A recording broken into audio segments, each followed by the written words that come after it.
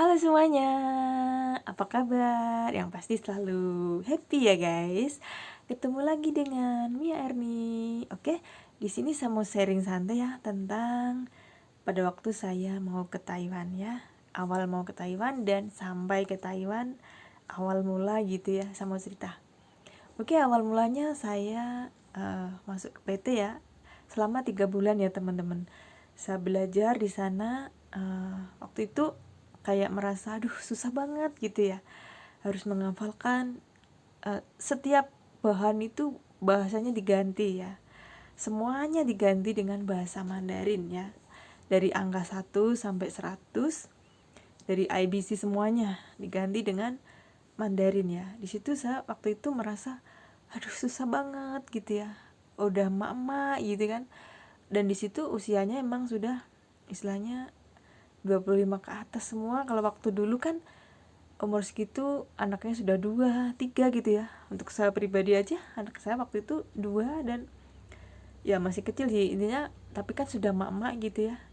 Dan teman-teman semuanya sudah seusia mak-mak juga gitu ya. Jadi untuk belajar itu susah gitu ya. Tapi kalau kita mau nurut ya, mau belajar tentunya pasti bisa. Nah, kan emang saya waktu itu apa ya istilahnya bener-bener pingin ke Taiwan dan pingin prosesnya lancar gitu ya. Nah, tanya-tanya ke teman-teman yang sudah istilahnya bisa dibilang gitu ya.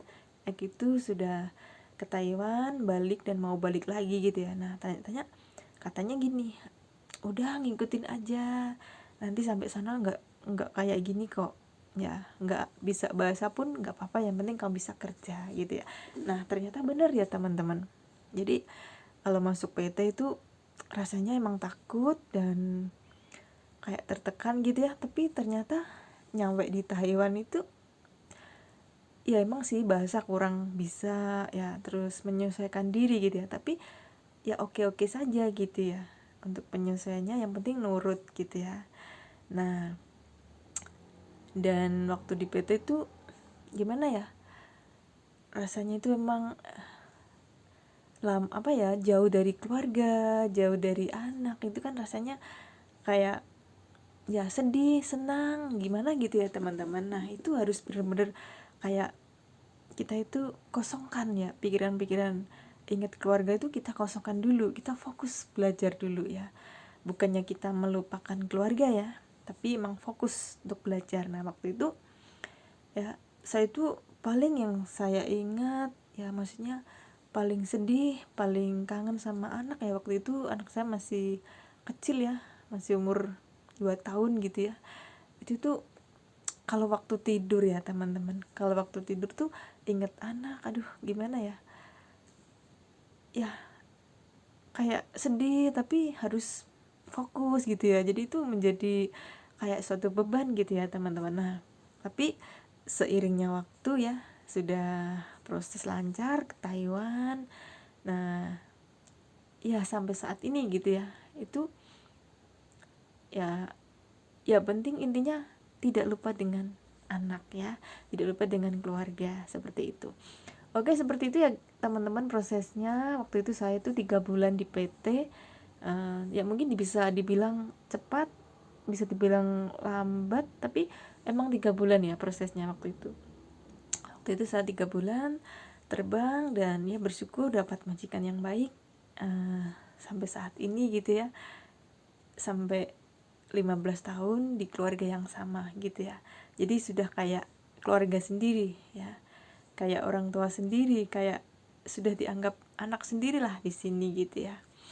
Seperti itu ya teman-teman. Tapi tentunya waktu itu kerjanya juga masih belajar belepotan, bahkan sampai sekarang pun bahasanya masih belepotan ya. Tapi nggak apa-apa, yang penting kita kerjanya oke gitu ya, bersih-bersihnya bersih. Karena kalau kita nggak bisa bahasa, kita nggak bisa kerja ya percuma gitu ya. Jadi kita harus nggak bisa bahasa tapi bisa kerja ya. Kalau nggak bisa tanya gitu ya teman-teman.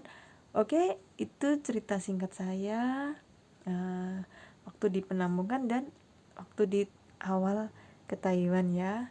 Tentu mungkin sama untuk teman-teman yang ke Taiwan, awalnya juga takut, grogi gitu ya, tapi lama-lama juga terbiasa ya. Oke, seperti itu teman-teman. Ada pertanyaan bisa tulis di kolom komentar ya. Terima kasih.